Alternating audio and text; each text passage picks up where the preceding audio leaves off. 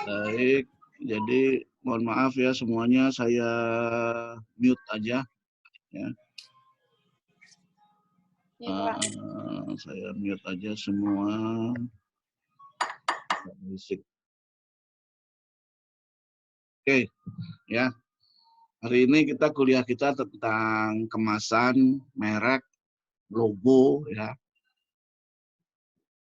Eh, yang kita tahu terkadang sebuah produk itu tuh mahal, menjadi mahal atau menjadi murah itu karena faktor kemasan, karena faktor merek ya. Jadi sebuah produk itu menjadi murah atau mahal itu karena hal-hal yang itu tadi saya katakan ya, ada karena faktor merek, faktor kemasan ya. Padahal isinya mungkin sama gitu ya. Faktor isinya gitu ya. Nah, jadi itu coba kita lihat. Dan UMKM ya, itu sebetulnya sudah tahu mengenai itu bahwa dengan mengemas yang baik ya, dengan kemasan yang baik, maka akan memberikan peluang bagi mereka eh, untuk memasarkan produknya lebih bergengsi lagi ya. Eh, Padahal biaya kemasan mungkin tidak seberapa ya, tetapi dia dapat jual dengan harga yang jauh lebih tinggi.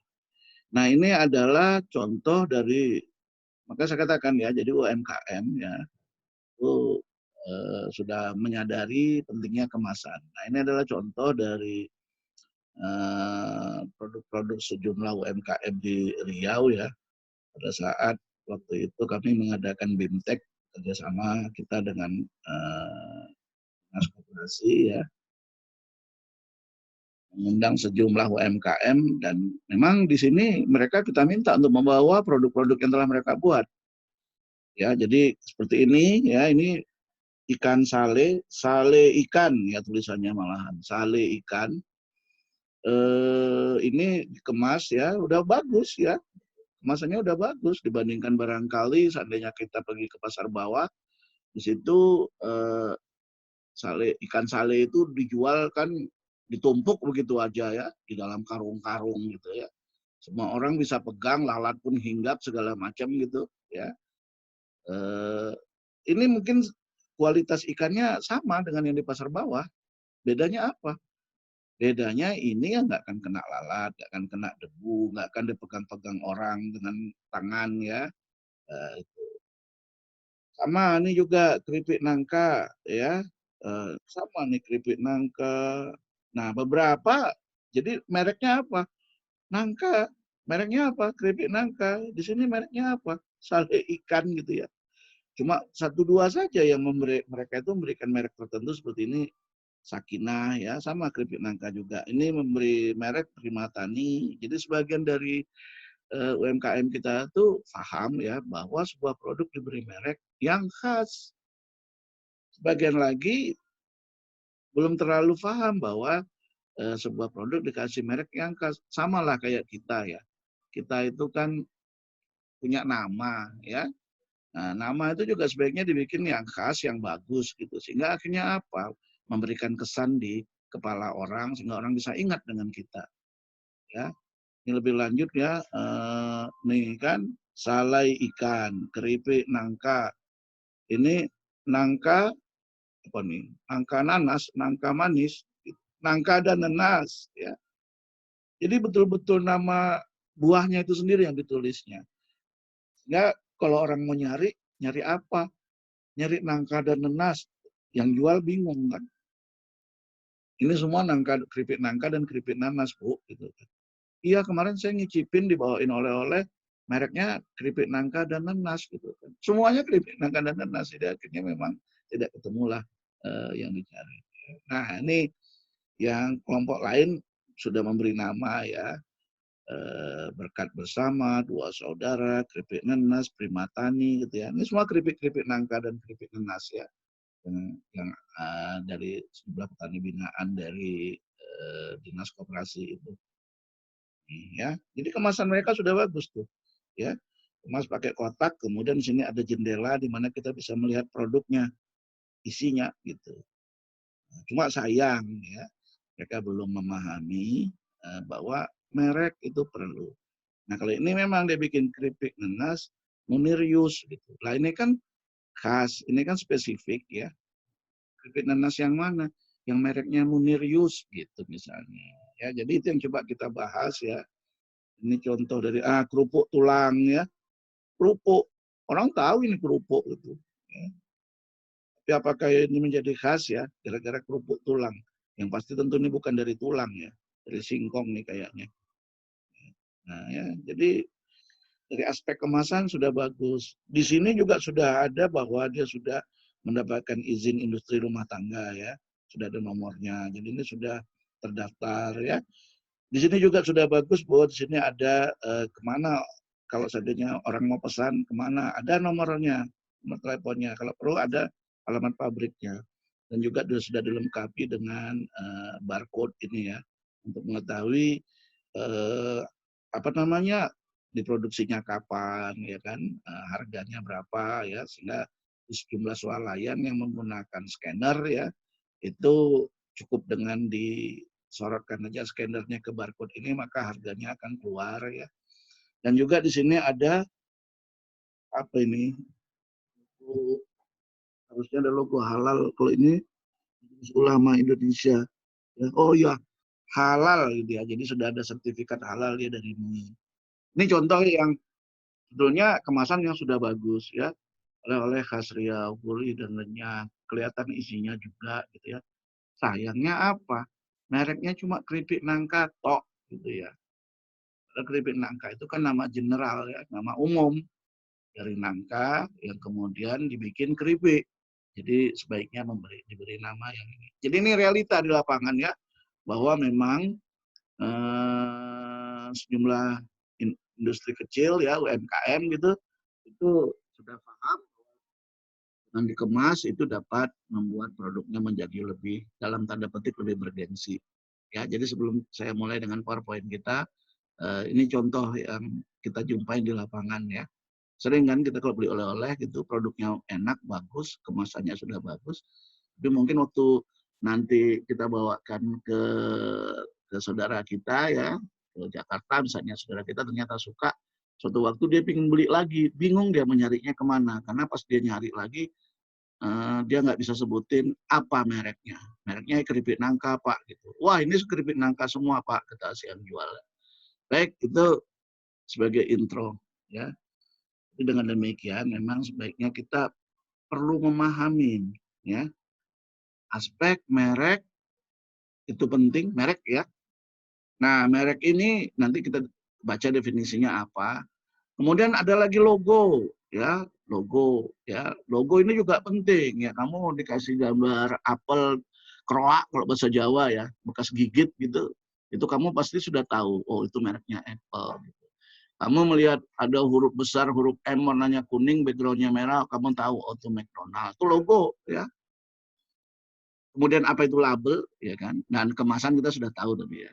Bagaimana itu nanti membantu di dalam peningkatan pemasaran dan distribusi karena dia akan kemungkinan akan kita kirim ya kemana-kemana itu jadi aspek kemasan ya tentunya setelah itu di situ ditempelin dengan ada merek, logo dan sejumlah label yang terkait. Itu yang akan kita pelajarin hari ini. Baik, kita kita masuk dulu apa ini maksud dengan merek. Jadi merek itu bisa berupa nama dari produk tadi, bisa berupa istilah, bisa juga dia berupa simbol, bisa juga dia berupa logo, ya kan, atau desain khusus, ya, kombinasi dari unsur tersebut. Untuk apa? Jadi merek itu sebetulnya satu tujuannya ya, sebagai identitas barang, sebagai identitas jasa, ya. Jadi misalnya kayak kantor pos itu kan industri jasa. Nah, kalian tahu nggak itu seperti apa logonya? Logonya itu burung ya, kayak gambar burung ya. Eh, ya kayak gambar burung gitu kan. Itu contoh kantor pos jasa. JNE ya, JNE juga kalian tahu kan. Tulisan huruf JNE. Nah, apa gunanya merek itu tadi sebagai nama yang akan membedakan ya suatu produk dengan produk saingannya gitu kan. Sebagai identitas dari barang atau jasa yang ditawarkan tersebut. Ya, jadi dengan demikian merek itu bisa berupa nama merek ya, bisa berupa logo ya. Jadi kalau nama itu tuh ya dia adalah berupa huruf atau rangkaian kata atau angka ya yang dapat dibaca dengan mudah ya. Dan apa yang masuk dengan logo? Logo itu tuh adalah bagian dari merek. Nah, dia muncul dalam bentuk simbol, dia muncul dalam bentuk desain, atau dia muncul dalam bentuk warna, atau bisa juga dalam bentuk satu huruf yang khas sebagai contoh McDonald itu kan M doang gitu ya. Sebagai contoh ya. Nah, nanti ada lagi merek dagang. Nah, ini adalah merek yang sudah didaftarkan ya, sehingga kita tidak bisa diklaim oleh orang lain lagi ya. Jadi dalam hal ini merek dagang itu tuh didaftarkan sehingga setelah nanti disetujuin keluar nomor pendaftarannya ya dia itu adalah dilindungi hak cipta, tidak boleh diklaim oleh orang lain. Nah, ini contoh-contohnya ya, misalnya kayak produsen itu kan. Sebagai contoh Garuda Foods itu tuh memproduksi kacang gitu ya dan sebagainya itu adalah produsen.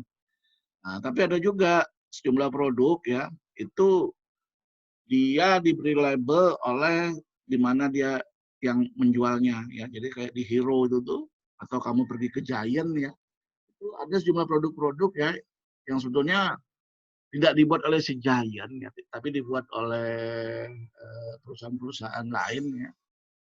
Apakah itu nanti industri rumah tangga ataukah industri besar lainnya, di mana industri lain tersebut membuat produk itu nanti bisa dia jual di Giant, bisa dijual di Carrefour gitu ya. Jadi si siapa tadi si industri produsennya itu tadi menjual produknya tanpa label awal, sebetulnya tanpa nama yang khas gitu, tetapi nanti oleh si mall yang akan menjualnya diberi merek-merek sesuai dengan nama mallnya ya. Coba lah pergi misalnya nanti ke Giant, ke Carrefour atau ke SKA ya, ke Hero ya. Itu ada sejumlah produk-produk yang memakai nama mereka sendiri. Nah itu disebut dengan pemiliknya itu pialang jadinya ya. Karena bukan dia sendiri yang bikin tersebut. Jadi dia beli terus dikemas ulang ya dengan merek yang mereka mau. Nah ini contoh logo di dunia ya. Coba saya unmute dulu ya, unmute biar kalian bisa ikutan ngomong.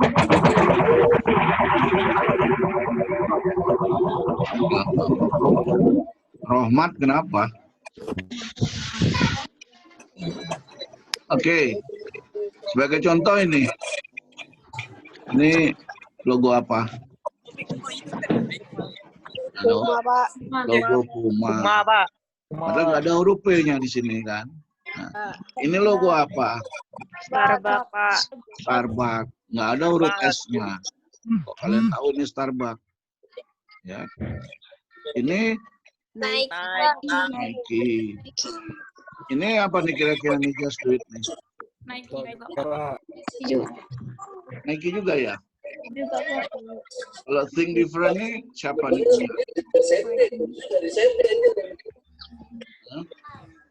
Kalau Think Different nih siapa yang punya nih? Apple apa IBM ya? Ini apa nih? Twitter. Ini apa ini? Spiderman. Nih Superman nih. Batman. Apa? Toyota. Ini Adidas. Kalau ini apa? Reebok ya. Oke lah. Poinnya, padahal tidak ada tulisan sama sekali di situ, ya. Tidak ada sesuatu, ya. Cuma lihatnya aja, kamu langsung tahu ini McDonald's, ini Apple, gitu. Ada sesuatu yang simbol saja, tapi kita tahu. Nah, itu dia ya. Jadi ini mereka sudah sukses menanamkan logo-logo ini ya ke dalam benak para konsumen ya manapun berada. Jadi itu upaya yang bukan mudah dan bukan murah ya. dan menjadi sebuah kebanggaan. Orang walaupun mungkin laptopnya mungkin bukan Apple, tapi dia tempelin stiker ini. Atau di mobilnya dia tempelin stiker ini di kaca belakangnya gitu ya. Ya, sebagai contoh bahwa ini betul-betul sudah merupakan sebuah gengsi ya. Sebuah gengsi. Logo tersebut menjadi gengsi. Nah, keuntungan kalau seandainya dengan logo, itu tuh kita nggak perlu lagi menulis panjang-panjang ya. Dan mudah untuk diingat ya. Dengan visual begini mudah diingat. Oke. Nah, ini kalau tadi yang terkenal seluruh dunia, nah ini adalah beberapa contoh perusahaan pangan yang buatan yang lokal punya ya, yang terkenal di Indonesia ya. Ini es krim Campina misalnya ya, warung nasi Ampera di Bandung itu ya.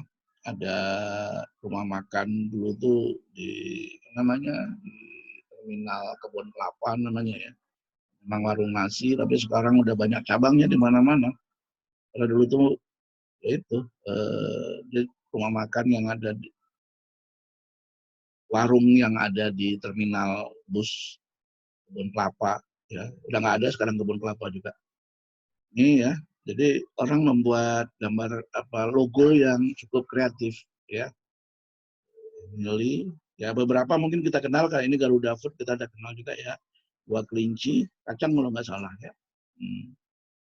Jadi orang membuat logo ya yang menarik seperti ini. Tujuannya apa? Supaya berkesan di benak konsumen ya, sehingga menjadi pula gengsi, syukur-syukur kan, jadi gengsi bagi si konsumen untuk menampilkan logo tersebut di propertinya, menunjukkan bahwa dia misalnya di mobil ditempelin lah misalnya Cimut ini, nunjukin bahwa dia bangga karena pernah makan di Surabi Cimut ini sebagai contoh gitu ya. Nah, itulah yang kita usahakan kalau kita mempunyai sebuah produk ya, dalam marketing. Pembuatan logo ini termasuk salah satu komponen penting ya, meningkatkan citra. Jadi kenapa merek tadi ada dua ya, berupa nama merek dan berupa logo merek gitu ya. Kenapa merek itu penting? Karena sebagai ciri sebuah produk dari suatu perusahaan. Nah, ini dia yang kemudian kenapa misalnya orang tahu Apple itu mahal ya. Tapi orang ya yang sanggup beli ya dia akan beli, yang nggak sanggup beli ya paling tidak nempelin stikernya pun udah bangga gitu kan. Karena itu tadi Apple berhasil membuat orang percaya bahwa produk-produk mereka itu adalah produk-produk yang memiliki mutu tersendiri. Bahwa produk-produk mereka itu mutunya konsisten. Bahwa produk-produk mereka itu terjamin ya kualitasnya, mutunya. Nah, itu dia. Di situ kesusahan Apple itu ya, sehingga menjadi sebuah kebanggaan bagi orang untuk menempelkan logo Apple.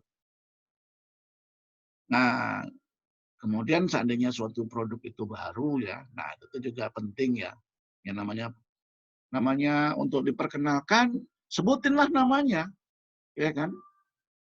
Tunjukkan logonya, gambarnya gitu ya, supaya orang kenal. Ini tujuan kita membuat sebuah produk itu menjadi citra ya, image ya, yang melekat nanti di benak para konsumen.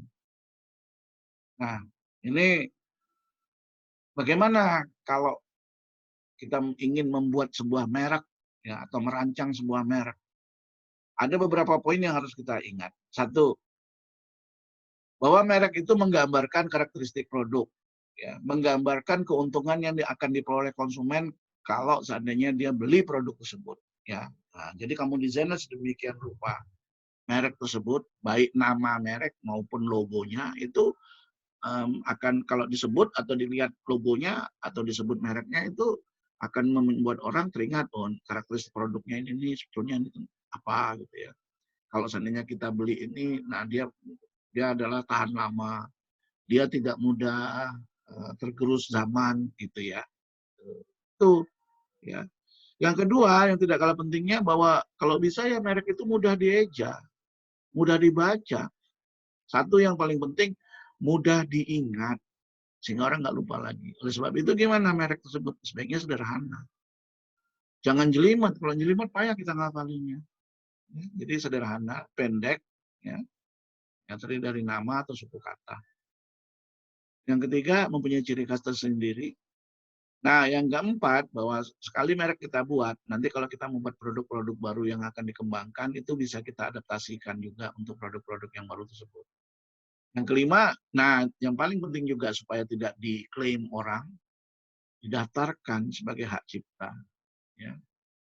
Kalau enggak, nanti kita sudah terlanjur terkenal, tahu-tahu dipakai orang juga. Kita nggak bisa apa-apa karena kita tidak mendaftarkannya sebagai sebuah hak cipta. Ya. Malah orang yang mendaftarkan hak cipta. Contoh tuh desain-desain batik kita ya. Itu kan para pengrajin di daerah-daerah itu buat batik itu ya, desainnya bagus-bagus. Tahu-tahu muncul dengan merek batik yang sama, tapi si pembuat aslinya tidak bisa apa-apa karena desain yang dia buat tidak pernah dia daftarkan di Direktorat Hak Cipta ya, Kemenkumham. Ya, jadi dia gigit jari aja. Sama halnya dengan tempe. Tempe itu tidak pernah kita daftarkan hak ciptanya. Sehingga sebetulnya sekarang tempe itu di mana-mana ya, di Amerika, di apa segala macam itu malah Amerika yang daftarkan hak ciptanya sama Jepang ya. Nah, itu ya. Jadi proses pembuatan tempe ya itu bagi masyarakat kita kan biasa aja, siapa aja dibaginya resepnya gitu. Nah, di Jepang, di Amerika, mereka proses pembuatan tempe itu mereka daftarkan. Sehingga kalau ada orang yang membuat tempe betul-betul mengikuti prosedur yang mereka buat, nah mereka bisa tuntut orang tersebut, ya, bahwa orang tersebut tidak dapat izin untuk menggunakan resep tersebut, loh kok kamu buat, gitu ya. Itu pentingnya ya pendaftaran hak cipta. Strategi bagi produsen yang terkait dengan merek tadi itu ya, bahwa pemasaran produk bawa merek sendiri, ya, atau mencantumkan merek di bahan suku cadang peralatan produksi.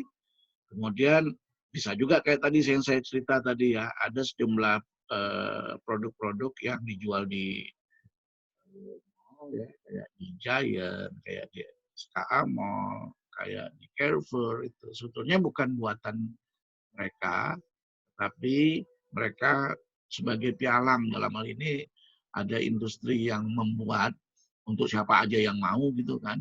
Nah, tapi kemudian si industri tersebut nggak pakai merek ya kan, nah, tapi dibeli oleh si pialang. Siapa pialangnya? Tentunya si hero tadi, si giant tadi gitu.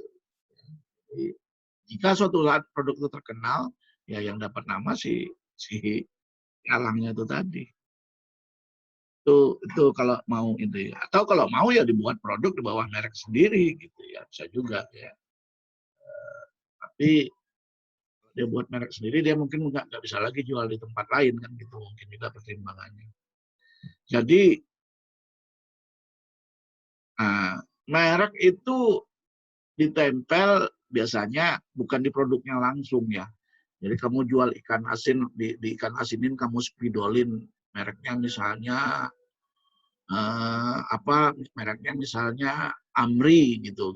Nah, tapi biasanya merek itu kita tempel di sebuah kemasan. Ya, jadi sebetulnya gini, terutama kita ya di ini untuk produk-produk hasil pertanian misalnya gitu. Itu adalah produk-produk yang memang akan dikonsumsi dimakan ya misalnya gitu ya. Di mana memang higienisnya perlu terjaga. Jadi terutama produk-produk hasil pertanian ya, apalagi yang sifatnya langsung dikonsumsi, langsung dimakan, itu biasanya dijual di dalam kemasan supaya apa? Ya supaya terjamin higienitasnya ya, supaya terjamin kebersihannya, supaya terjamin juga bentuknya, tumpuk-tumpuk dia nggak penyek gitu kan, ditumpuk-tumpuk dia nggak hancur, supaya terjamin juga kesegarannya ya. Kemasan itu sebetulnya yang penting untuk melindungi isi dari produk yang ada di dalamnya. Nah, di atas kemasan itulah baru kemudian kita tempelkan merek. Nah, merek dan kemasan itu tuh bisa menyebabkan, yang jelas pasti membutuhkan biaya untuk membuat kemasan ya. Tetapi jangan salah, kemasan yang baik itu dapat meningkatkan harga jual sebuah produk itu berlipat kali lebih mahal dibandingkan seandainya dia tanpa kemasan. Jadi memengaruhi fungsi produksi dan keuangan. Seperti contoh ya, coklat-coklat. Kalau kamu misalnya ada yang ke Belgia gitu ya, coklat-coklat Belgia itu adalah coklat yang terkenal dan biasanya mahal-mahal. Itu sebetulnya kalau kita lihat ya, harganya mahal ya, coklatnya paling isinya 10 biji, tapi kemasannya sak gede itu ya, sak gede koper gitu ya. Isinya 10-15 biji paling. Kemasannya sok koper dengan kemasan yang sangat menarik, mengkilat. Jadi kalau saya bilang mah rugi ya. Padahal kalau kita di Indonesia sebaliknya gitu.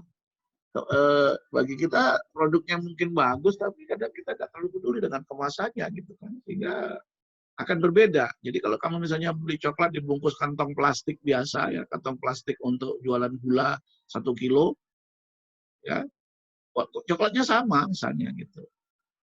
Untuk menghadiahi pasanganmu misalnya ya kan, akan berbeda tentunya nuansanya dengan coklat yang dikemas di dalam kotak yang bagus.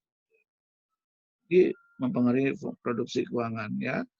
Produk dengan banyak warna itu biasanya juga, maksud saya kemasannya ya, itu memang juga sebetulnya membuat lebih menarik ya. Jadi kalau kita lihat tadi ada gambar-gambar tadi ya, ada yang plastiknya cuma bening doang, nanti mereknya tulisannya kuning gitu.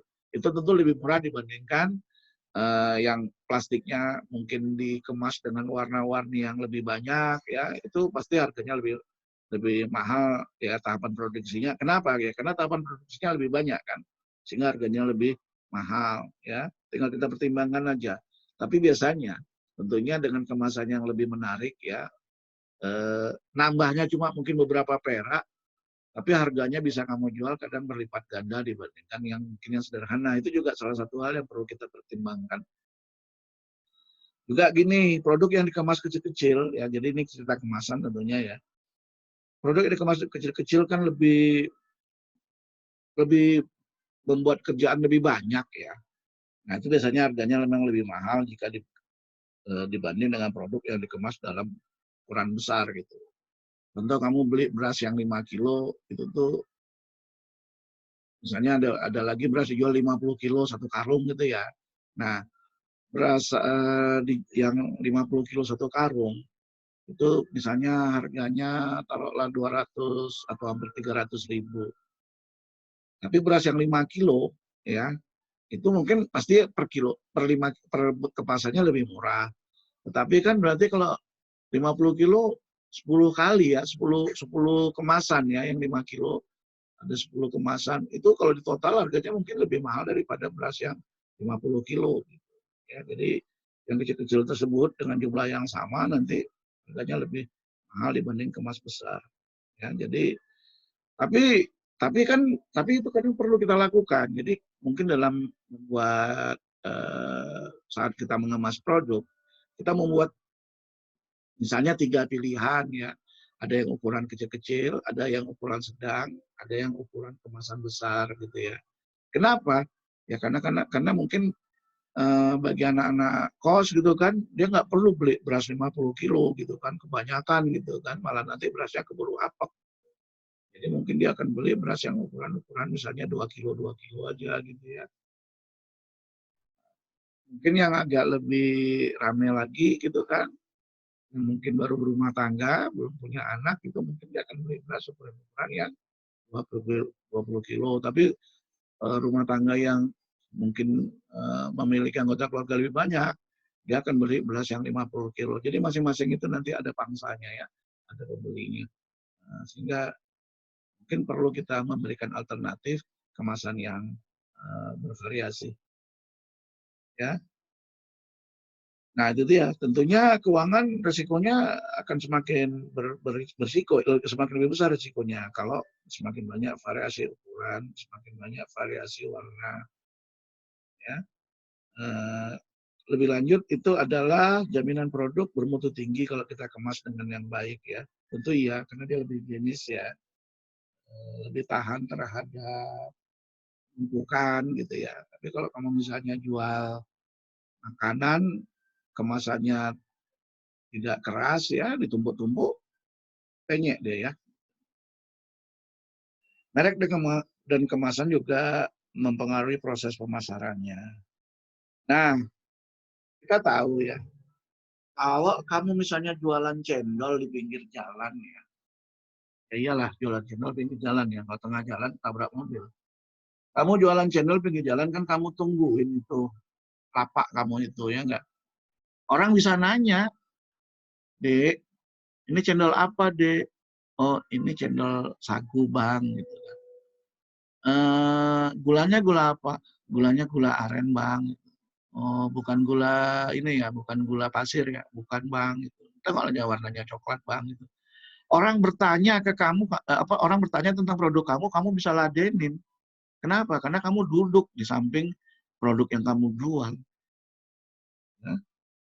Tetapi kalau kamu akhirnya nanti membuat produk tersebut di dalam kemasan, ya mungkin dipisah, taruh santannya dipisah gitu ya, supaya tidak mudah basi. Buat cendol juga, cendolnya dipisah, kemudian gulanya terpisah ini sehingga nanti tinggal tuang, ya. Itu kan terus kamu jual di mall, ya, mallnya pun tidak satu mall, banyak gitu. Kan kamu nggak mungkin nongkrongin produk kamu itu ya. Jadi apa yang perlu kayak gitu?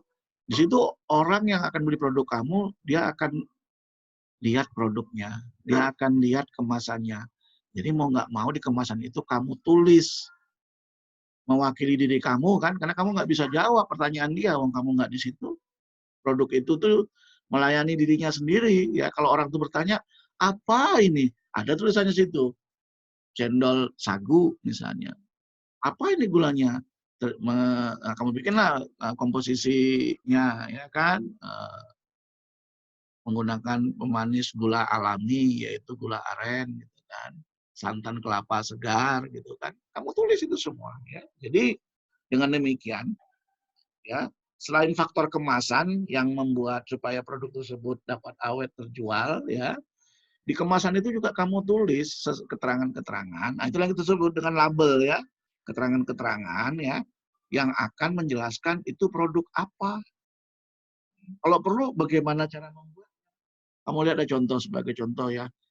Indomie deh, saya sebut merek aja ya, Indomie atau mie kemasan itu. Itu kan dia tulis tuh apa aja di dalamnya. Rasanya pun dia tulis, rasa apa ya kan. Di dalamnya itu nanti ada saset-saset apa aja gitu kan. Nah, kalau perlu komposisinya, itu namanya label. Dan di situ juga ada cara cara memasaknya kan, cara memasak si Indomie tadi. Ya, jadi si produk itu lengkap ya, menjelaskan tentang apa dia itu ya, bagaimana cara mengolahnya ya. Itu disebut dengan produk dijual secara service. Nah, faktor label ini sangat penting. Faktor kemasan sangat penting untuk menjaga mutunya.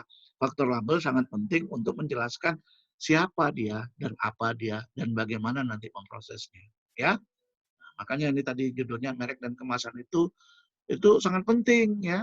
Apalagi kalau kita menjualnya untuk bisa terdistribusi kemana-mana ya tanpa harus kita tongkrongin untuk menjelaskan. Ya. Nah, ini tadi kita sebut-sebut pialang ya. Dia memakai merek pabrik ya atau memakai merek pialang. Jadi ada juga dia pesan ke sebuah pabrik, pabriknya punya merek, dia tinggal jual. Bisa juga itu tadi ya. Kayak Giant, kayak apa. Kan kamu lihat di Giant itu ada produk-produk yang memakai merek pabriknya masing-masing ya. Jual Rinso dia, jual Indomie dia, jual kacang Garuda dia segala macam. Jual kerupuk ya dengan merek masing-masing gitu kan. Nah, tapi ada satu dua nanti yang memakai merek dia sendiri, merek dia sendiri ya.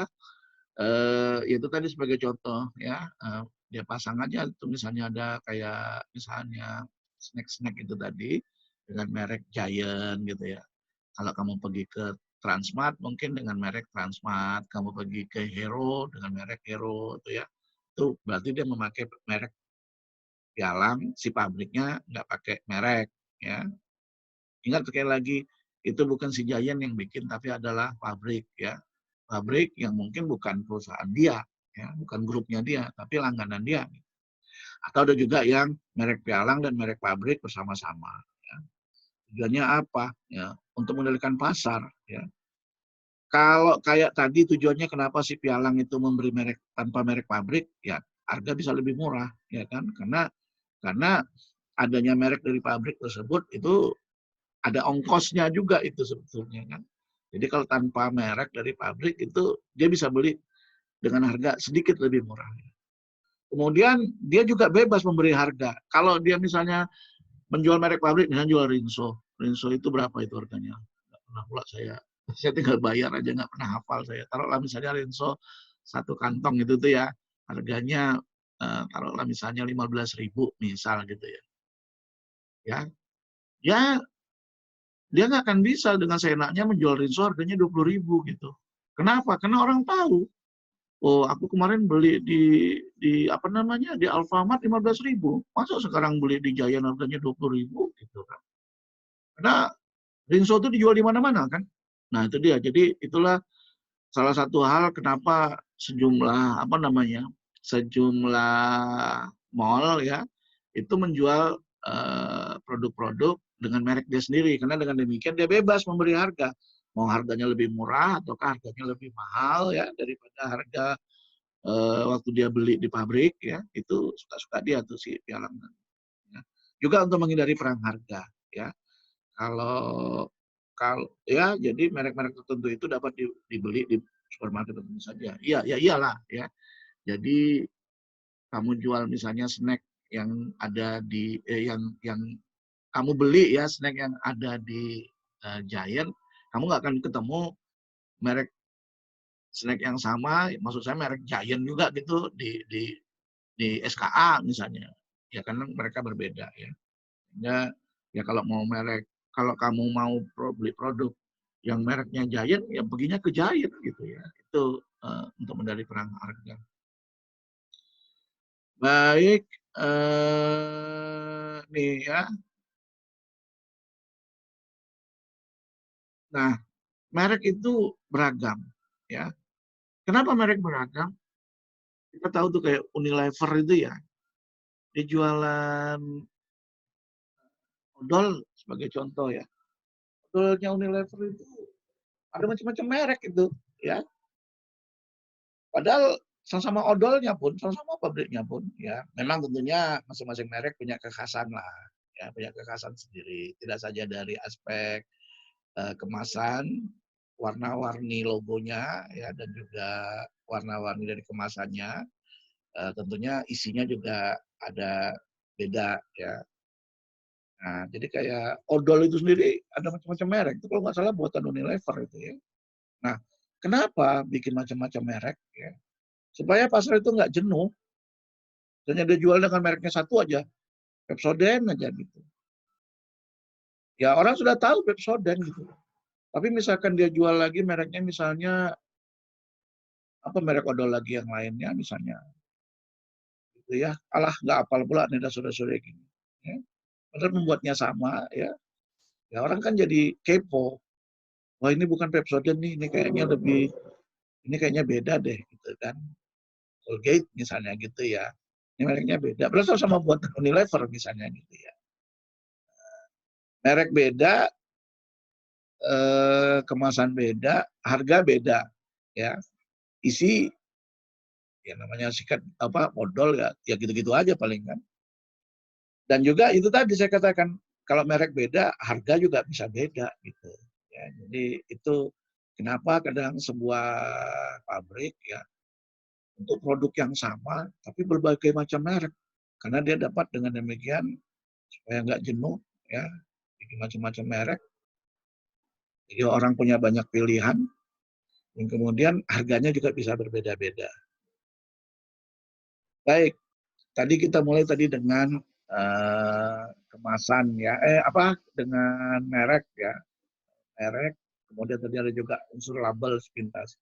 Sekarang kita balik ke terutama sekali salah satu yang menimbulkan gengsi itu juga ya kemasan. Kemasan ini penting ya karena kemasan itu membantu ya untuk mempertahankan kualitas dari produk yang ada di dalamnya. Jadi dia menjaga keamanan produk tersebut, keamanan dari perubahan kondisi lingkungan luar, ya kan? Karena dengan kemasan itu kan dia berarti terpenjara ya produk tersebut di dalam ya, dia tidak akan terpengaruh oleh kondisi lingkungan luar yang barangkali berdebu segala macam, ya dia akan tetap akan bersih di dalam karena kemasannya melindungi dia dari debu. Ya. Kemasan melindungi dia barangkali dari tumpukan-tumpukan. Kalau diangkat pakai truk kan atau simpan di gudang kan ditumpuk-tumpuk tuh. Tanpa kemasan mungkin dia nanti gepeng-gepeng semua itu produk-produk. Ya. Itu namanya keamanan produk ya. Jadi kemasan itu penting karena konsumen itu sekarang memang ingin produk-produk yang aman, ya, yang bermutu baik, aman, sehat. Gitu. Jadi untuk apa dikemas? Tujuannya itu ada 3. Jadi sasaran keamanan tadi estetika, ya, jadi keindahan bentuknya itu estetika, ya, higienis, bersih, ya, dan juga manfaatnya. Manfaatnya apa diantaranya? Ya diantaranya tadi saya katakan tinggal nempelin label sehingga di situ kemudian dapat kita kasih penjelasan panjang lebar ya dari produk tersebut. Ya. Nomor 2, kemasan itu juga sebagai bentuk promosi. Ya, jadi kita tulis merek kan di kemasan itu. Merek itu adalah salah satu bentuk promosi. Di situ juga kan kita dapat bikin makanan sehat, gitu sebagai contoh kan. Kamu juga bisa tulis mengandung vitamin, segala macam vitamin kamu tulis di situ misalnya gitu kan. Itu kan menyebabkan orang diantaranya tertarik, wah ini mah bagus nih, vitaminnya lengkap sebagai contoh gitu ya. Itu promosi namanya.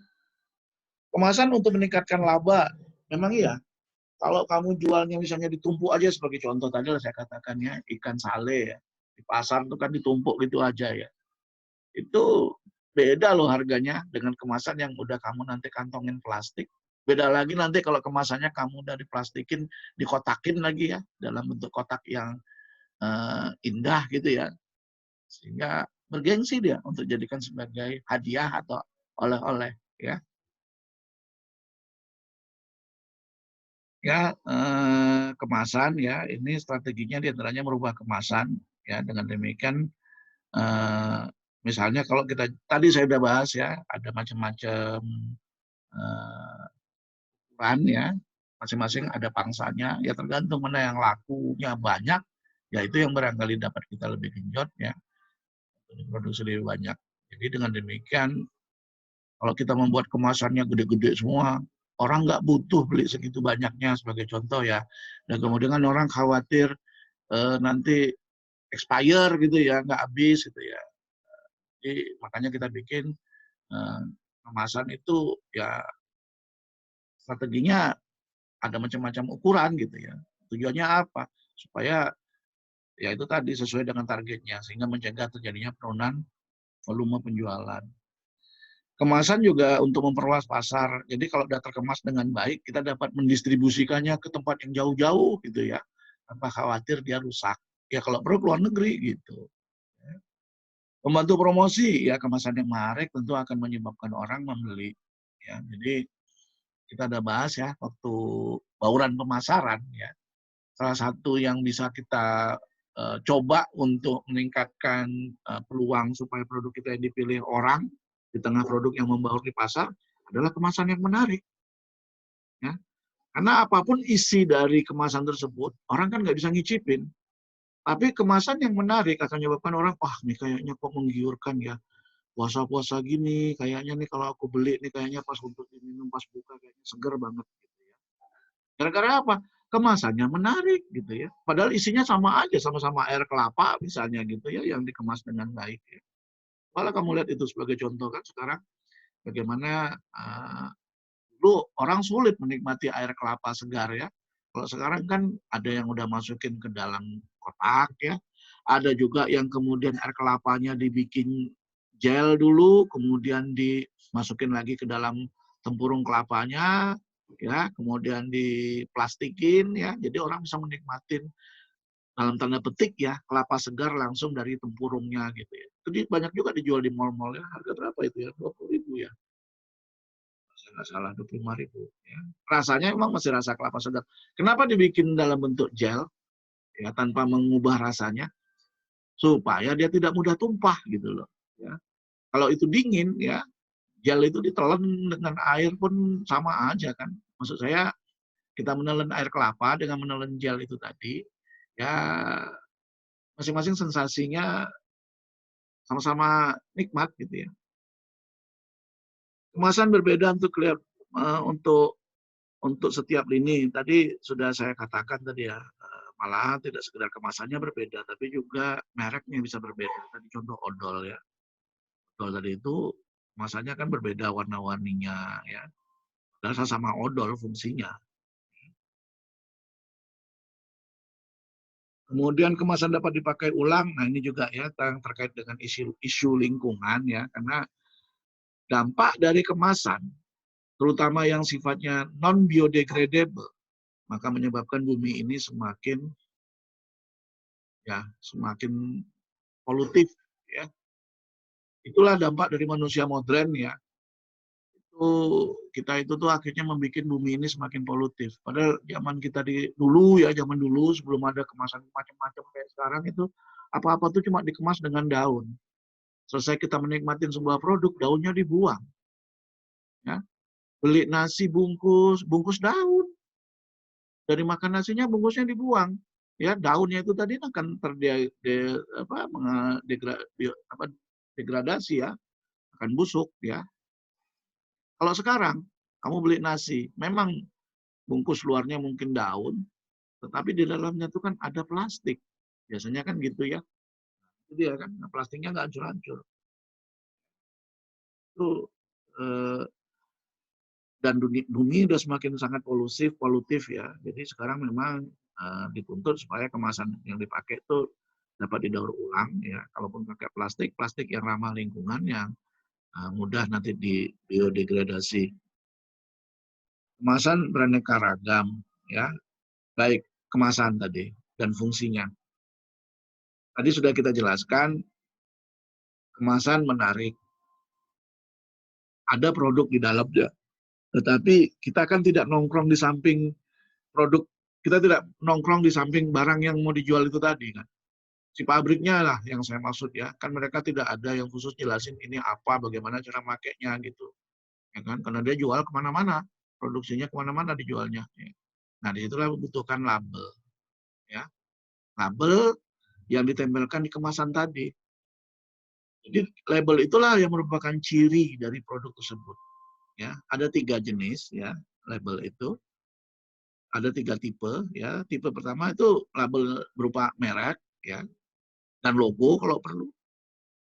Yang kedua menyatakan tingkatan kualitas ya kan. Yang ketiga deskriptif dari produk tersebut ya. Label yang baik itu adalah label yang memang jujur apa adanya menceritakan isinya. Boleh bahasanya agak agak keren gitu ya, supaya apa? Supaya menarik gitu ya. Tetapi dia tidak boleh bohong ya. Menggunakan bahasa-bahasa yang canggih ya, ya menarik gitu ya, tentunya supaya penonton supaya konsumen tertarik ya. Yang dilarang itu bohong ya, karena nanti secara berkala kan nanti akan diambil sampel oleh POM ya, pengawas POM ya, untuk dianalisis benar nggak yang tertulis itu dengan yang kandungannya itu sendiri ya. Jadi tujuan label itu untuk mau berpromosi, tapi promosi jangan kebangetan, jangan nipu gitu ya. Kalau nipu itu namanya labelnya itu label menyesatkan. Ini contoh label ya, ini sebagai contoh ya. Di sini mereknya nggak ada nih, tapi di sini mungkin di atas ya kepotong atau apa gitu ya. Nah, dia menceritakan di dalam kotak ini itu adalah sereal ya, sereal yang whole grain ya. Tidak di sini tidak ada genetically modified ingredient ya. Ini adalah produk organik dan sebagainya gitu. Ini yang dimaksud tadi dengan berpromosi dia. Kan berpromosi dia nih, ya. Bahwa produk ini tidak GMO, ya kan? Ini semuanya adalah organik, pupuknya pupuk organik, bukan pupuk sintetis, misalnya sebagai contoh ya. Eh, Padi yang digunakan untuk menjadi sereal ini adalah padi yang bukan hasil genetically modified sebagai contoh gitu kan. Karena ini penting nih, orang-orang sekarang tuh cari hal-hal yang kayak gini. Karena dengan GMO itu kan kita dapat meningkatkan produksi dengan berlipat ganda, ya kan. Tetapi orang tidak tahu apakah itu sehat apa tidak, itu masalahnya kan. Nah, itu contoh. Kemudian apalagi? Jadi ini bagian yang mempromosikan isi dari kemasan tersebut, produk yang dikemas tersebut. Lebih lanjut, ini adalah bagian yang menjelaskan apa aja kandungan-kandungan gizi ya yang ada di dalam itu. Kemudian, ya kalau ini kebetulan insya Allah ya ini halal tentunya. Tapi siapalah tahu mungkin karena dia digoreng ya atau pakai apa lagi gitu ya. Nah, bagi umat Muslim yang jelas kan makanan itu tuh harus terjamin kehalalannya ya. Jadi ini juga penting ya. Terutama kalau dijual di negara-negara yang mungkin mayoritas penduduknya non Muslim ya kan. Nah, bagi konsumen-konsumen yang Muslim dia akan lihat itu ada nggak logo halalnya. Kalau ada logo halalnya, nah, itu menjadi salah satu perhatian utama untuk dia membelinya. Lebih lanjut di sini juga menerangkan ya itu informasi produk tersebut beratnya sekian. Dan ini ada nomor dari nomor batch produksinya ya. Seandainya terjadi sesuatu kesalahan, maka nomor-nomor batch produksi yang ini itu semuanya akan produk-produk yang memiliki nomor yang sama itu akan ditarik dari pasar sebagai contoh ya. Karena bisa saja terjadi kesalahan. Kemudian di sini ada apa namanya ini? Barcode ya. Barcode ini sebetulnya semua informasi tersebut tersimpan di dalam sini ya, termasuk diantaranya harganya, batch keberapa, segala macam itu ya. Itu dia ya. Sebagai contoh, memang di sini belum kita lihat kalau kita butuh produk ini kemana kita cari. Nah, ini sebagai contoh ya, production code, kemudian tanggal expire-nya segala macam ditulis semua itu di dalam gitu ya. Jadi ada aturannya di dalam membuat label ya. Syarat-syarat tercantum dalam label ya. Nah, tentunya instansi berwenang memiliki suatu peraturan khusus ya kemasan seperti apa ya. Tadi sudah kita bahas untuk apa sih label itu tadi ya, label tadi orang bisa nulis segala macam ya, termasuk yang menyesatkan gitu. Nah, adanya peraturan itu akan menyebabkan adanya sanksi seandainya ada label yang menyesatkan ya. Nah, menyesatkan itu berarti nipu. Nah, nipu itu tuh merugikan konsumen gitu. Jadi tadi nih bolak-balik ya, tadi cerita kemasan, untuk label, ini balik lagi kemasan nih. Nih urut-urutannya nanti perlu diatur lagi sebetulnya ya. Jadi kemasan itu tuh sebetulnya dengan kata lain juga meningkatkan citra atau image ya. Ini sudah kita bahas ya, desainnya itu dapat membantu meningkatkan citra ya. Kemasan itu juga dapat membantu mempermudah proses pemasaran. Adanya kemasan tersebut juga dapat menyebabkan produk tersebut dapat dipertahankan mutunya. Produk tersebut menjadi tidak mudah rusak. Ya. Dan kemudian warna, ya itu tujuannya juga dalam meningkatkan citra produk. Ya. Kemudian sesuatu yang dikemas dengan baik tentunya juga meningkatkan citra mutu produk.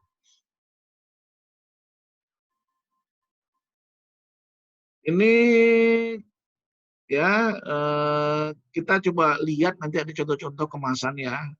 Karena kemasan itu tentunya supaya bisa menjadi salah satu salah satu pertimbangan orang untuk memilih produk kita di tengah produk-produk saingan yang berbaur di pasar ya. di 4P itu tadi ya, kemasan itu termasuk di produk sebetulnya ya. Maka kemasan tersebut harus terlihat menarik. Kemasan memberikan pesan yang positif ya. Jadi kemasan itu harus terlihat bersih gitu kan. Pesannya bahwa produk tersebut bersih, menyegarkannya, atau tergantung kalau seandainya yang jual itu misalnya botol minuman ya. Seandainya memang minumannya itu adalah jernih, ya kemasannya sebaiknya yang transparan. Tapi kalau misalnya produk yang dijual itu berupa minuman yang barangkali keruh ya, atau tidak transparan, tidak jernih, ya mungkin sebaiknya kamu bisa lihat deh ya, sejumlah produk-produk tersebut sebagai contoh apa tuh namanya ya, yang dia itu bening ya, tapi karena produknya itu adalah minuman yang warnanya bening ya. Ada lagi yang mungkin berupa susu. Nah itu kalau berupa susu biasanya nanti kemasannya tidak tembus pandang ya. Apalagi misalnya untuk kayak jus ya, jus itu tuh jarang loh yang betul-betul jus buah ya, bukan ekstraknya ya, bukan sarinya ya, tapi betul-betul jus buah. Jarang loh kemasannya yang transparan, tembus pandang. Kenapa? Karena jus ya, bagaimanapun jus itu tuh kan dia di blender gitu aja ya. Kemudian kan di situ masih banyak solidnya itu ya, masih banyak soluble solidnya ya. Dengan didiamkan, ditaruh, disimpan gitu aja, pelan-pelan nanti padatan yang terlarut di dalam jus itu tadi pelan-pelan akan ngendap. Ya. Nah, itu akan memberikan kesan tidak nyaman bagi si pembeli ya. Wah ini kok kelihatan udah ngendap, wah udah mau expire nih produk nih gitu kan. Belum tentu dia mau expire, yang namanya justru nunjukin bahwa dia itu jus murni dari buah ya, dari buah. Sehingga memang ya harus ngendap, ada endapannya lah gitu. Karena nggak mungkin dia itu warnanya bening, clear gitu ya. Nah, tuh ya. Jadi dengan demikian biasanya untuk jus itu tuh atau susu gitu ya, kemasannya itu biasanya tidak tembus pandang. Itu yang dimaksud dengan memberikan pesan yang positif, konsisten sesuai dengan selera konsumen, dirancang secara profesional dan fungsional ya. Dirancang secara profesional dan fungsional. Dan dalam hal ini juga merupakan sebuah kreativitas tersendiri ya, rancang kemasan. Siapa yang membutuhkan itu semua ya? Kami industri catering, restoran, ya, produsen bahan pangan yang relatif tidak tahan lama, industri bahan pangan yang memajang makanannya di rak supermarket. Ini beberapa contoh kemasan yang mungkin menarik ya, kita lihat ya, kreasi orang masing-masing, terlepas daripada apakah itu efektif, efisien ya, ataukah mengada-ada, tapi setidaknya kita apresiasi bagaimana orang gitu ya, punya imajinasi ya, punya kreativitas yang tidak terbatas. Ini contoh kemasan yang memberikan kesan seolah-olah nih ya kemasan-kemasan yang ditulis pakai tangan. Jadi dalam artian ini bukan di print ya. Jadi disebut dengan hand created illustration ya. Juga nih kayak labelnya nih kan kayak ditulis tangan aja gitu ya. Sejumlah orang menyukai ide-ide kayak gini ya karena ini dianggap alami ya. Tidak harus di print gitu. Padahal di print juga ya, cuma memang desainnya aja seolah-olah memang nih kan nggak rapi nih bikin gambar apa nih sekop apa nih. Nah ini kemasan yang sederhana ya dan tentunya lebih murah kan. Ini kan sekedar plastik, tulisannya hitam aja. Pasta Algara apa nih? Ya gitu. Di sini ada berat ini atau apa? Oh bukan tulisannya Ika Food, mereknya lah atau produsennya kali. Murah ya. Sebagian orang mungkin suka sederhana. Ini juga contoh selai. Nggak repot-repot ya. Tapi ini hampir sama ya dengan yang tadi kita mulai dengan tadi yang dilakukan oleh UMKM kita. Mereknya Jam aja. Selai gitu doang ya. Jadi kayak sama ternyata. Produsennya tidak membuat merek tersendiri, tapi bikin kayak gini aja. Jadi karena gini, ada banyak orang juga ya yang suka itu homemade istilahnya. Dibikin oleh industri-industri kecil rumah tangga ya dengan argumen bahwa industri-industri kecil itu mereka kan membikinnya tidak dalam jumlah besar sehingga mereka membikinnya lebih berhati-hati, lebih selektif, lebih terasa rumahannya gitu ya dibandingkan produk-produk pabrik ya. Yang kesannya tuh kalau pabrik itu sifatnya semuanya tuh udah otomatis ya, tidak ada unsur-unsur ini oleh mesin gitu ya. Mereka lebih suka kalau seandainya itu dibuat dalam industri kecil yang tanpa mesin-mesin canggih ya, jadi masih handmade gitu. Nah itu ya, ini seperti ini. Nah ini juga kan cuma dikemas dengan kertas kantong biasa ya. Nah ini contoh apa ya, label ya. Itu memang pesanan dari ini tempat menjualnya sendiri ya. Jadi mungkin ada sejumlah restoran atau sejumlah rumah makan ya. Dia juga sebetulnya menjual untuk produk-produk yang bisa take away ya, bisa dibawa pulang gitu.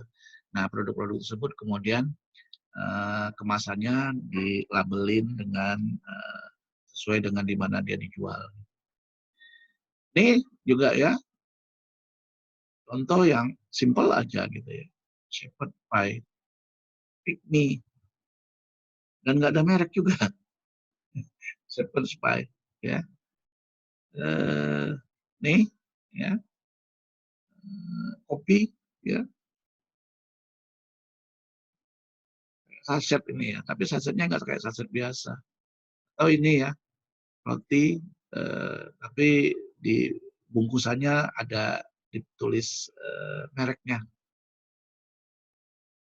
Nah ini seperti memang bungkusan biasa, tetapi sini adalah gambar-gambar etnik ya, etnik yang khas di daerah tersebut. Optical illusion, ada juga ya nanti yang kayak botol, kayak misalnya gelas Coca-Cola ya, tapi menggambarkan nanti isinya gitu ya. Jadi ini seandainya minuman tersebut dijual dalam satu set ya, ini kan aneh lagi ya. Ini memang seni ya. Ini kemasannya compostable katanya ya, biodegradable. Nah, apa yang harus ada di situ? Gambar yang harus ada di label, adanya gambar, logo, dan merek menarik, memberikan identitas yang unik, harus ada nama dan alamat produsen, ya. Supaya apa? Supaya nanti bisa dilacak, supaya nanti bisa dipesan, ya. Kalau memang kita ingin beli lagi atau beli dalam jumlah banyak, ya. Di situ juga harus tercantum berat atau volumenya, ya. Nah, tidak kalah pentingnya kandungan-kandungan bahan utama serta bahan-bahan tambahannya, gitu ya. Serta nilai gizinya. Nah, ini juga nih petunjuk pemakaian harus ada ya di label yang ideal yang saya maksud ya. Kalau kita lihat tadi itu tuh sebagian tuh nggak pusing-pusing deh ya gitu. Ya, tapi kalau yang ideal meliputi ini semua. Ingat tadi yang saya katakan. Kenapa ini perlu? Karena si produk tersebutlah yang menjelaskan tentang dirinya sendiri, tentang pertanyaan-pertanyaan orang, bagaimana cara masaknya ya? Ada di situ. Ini apa aja isinya ya? Ada di situ. Ini kira-kira halal apa enggak? Ada di situ tulisan halalnya kan. Ini expire belum? Ada tanggalnya. Ini mau pesannya kemana? Ada nomor telepon atau kontak yang bisa kita telusurin gitu ya. Jadi itu idealnya supaya orang tidak bertanya-tanya gitu ya. Apakah ini kira-kira sehat apa enggak? Ada di situ bilang kandungan gulanya berapa gitu kan. Orang sekarang care-nya kan kandungan gula, kandungan lemak sebagai contoh kan. Jadi kalau saya misalnya beli minuman di Indomaret atau lemari-lemari pendingin di mal-mal itu tuh, di antaranya salah satu faktor saya lihat apa? Kandungan gulanya. Pilih yang paling rendah gitu. Nah, juga tidak kalah pentingnya bahwa kampanye sekarang menggunakan sustainable packaging ya, dalam artian bahwa untuk ya, agar kemasan-kemasan tersebut sifatnya mudah terurai. Eh, nih, jadi di dalam membuat kemasan bisa bikin sendiri, bisa juga upahkan. Ya, banyak di internet ya menawarkan desain-desain dari apa namanya kemasan serta logo serta merek yang kita mau. Ya, nah apa yang harus kita jadikan pertimbangan? Apakah mau bikin sendiri atau kita serahkan kepada perancang yang berpengalaman? Ya, apa keunikan dari kemasan dan logo kita ini serta merek kita ini dibandingkan pesaingnya. Ini akan dijajakan di mana? Mau di warung kah, di mall kah, di manakah gitu ya. Mereknya sebaiknya unik ya. Kemudian fungsi kemasan itu selain daripada menarik juga harus bisa melindungi isi ya, sehingga bisa menyebabkan produk tersebut dapat disimpan dalam waktu yang lama serta aman saat diangkut, namun tentunya biayanya ekonomis gitu. Itu pertimbangannya. Bahan kemasan ini ya tergantung ya. Nah ini contoh-contoh kreativitas orang membuat kemasan lainnya lagi ya. Jadi seperti ini ya. Ini rasa semangka, memang gambarnya gambar semangka kemasannya. Tinggal tojos terus disedot. Ini kiwi ya. Ini apa ini? Ini orange ya. Ini lemon. Ya, jadi ide-ide seperti ini ya yang membuat gengsi atau citra tersendiri dari produk-produk yang dijual. Ini ya, ini terlihat gitu loh ya, udah seberapa banyak. Jadi ini transparan ya tulisan. Ini gelas biasa ya, tapi ada gambar botol, gambarnya ini transparan sehingga saat diminum itu apa namanya terlihat sudah habis atau apa gitu ya. Untuk apa Pak kayak gini repot-repot? Supaya menarik. Gitu. Mahal Pak, ya nggak apa-apa dibebankan kepada konsumen gitu kan. Yang jelas dia kan lain dari yang lain gitu. Sejumlah orang menyukai kayak gini. Ini wine ya. Malah ada yang ribet amat coba lihat ini. Ini kemasannya kayaknya lebih mahal dibandingkan isinya ya. Nih sepatu mahal dimasukkan ke dalam ini, dalam kemasan seperti ini. Ya, ini juga ya. Ini jual apa? Oh ini cuma popcorn loh rupanya. Popcorn pack ya. Mahal kemasannya daripada popcornnya gitu. Tetapi ya kreatif ya. Ini juga ya. Jus ini ya. Pure carrot. Mahal kemasannya terkadang rupanya dibandingkan isi. Air kelapa dijual di dalam batok. Tapi yang saya maksud tadi bukan ini ya. Apa sih namanya itu yang kayak jelly itu. Ya. 20.000, 25.000 banyak itu dijual sekarang di Indonesia di mall-mall itu ya. Jual dalam bentuk dingin. Ini ya. Pisangnya cuma sebiji, heboh kali pakai kemasan gini. Dan tentunya kalau seandainya plastiknya ini adalah non biodegradable, ini yang membuat nanti bumi makin tercemar ya. It's like nggak perlu lah sebetulnya seperti ini. Tapi faktanya memang ya di beberapa mall di luar sana itu jual pisangnya nggak kayak kita di ewer-ewer gitu, tapi dimasukin kemasan-kemasan gini gitu. Jadi orang tinggal beli. Karena orang tuh butuh makan pisang untuk saat dia lunch ya, makan siang, dia pasti perlu buah gitu. Dan dia nggak beli pisang tuh sesisir, enggak. Pisang itu sebiji gini-gini aja. Nih ada yang justru saya bilang sih kelewatan juga ya. Bibit kelapa sawit itu tuh dibikin kotak sama dia, ini jual dalam bentuk kotak seperti ini. Nggak tahu saya. Tapi begitulah kira-kira ya orang ya saking pahamnya fungsi kemasan. Paham di sini bisa-bisa kadang-kadang berlebihan yang saya maksud ya. Jadi biji sawit dikemas, dijual ya. Saya nggak tahu nih kira-kira orang bisa beli di mana ya kan. Kemudian ini Malaysia ya kalau nggak salah ya. Ya, jadi biji sawit pun dikemas. dalam box gini dijual. Ya. Nah ini contoh kemasan-kemasan di Indonesia ya, Fajar roti, ya, apa gitu ya, lihat ini ya. Jadi beda gitu jadinya ya, dibandingkan kalau seandainya dia dikemas dalam plastik. Ini contoh-contoh kemasan. Mungkin demikian dulu yang dapat kita sampaikan ya. Seandainya memang ada yang mau ditanyakan, silakan kalau ada yang mau bertanya.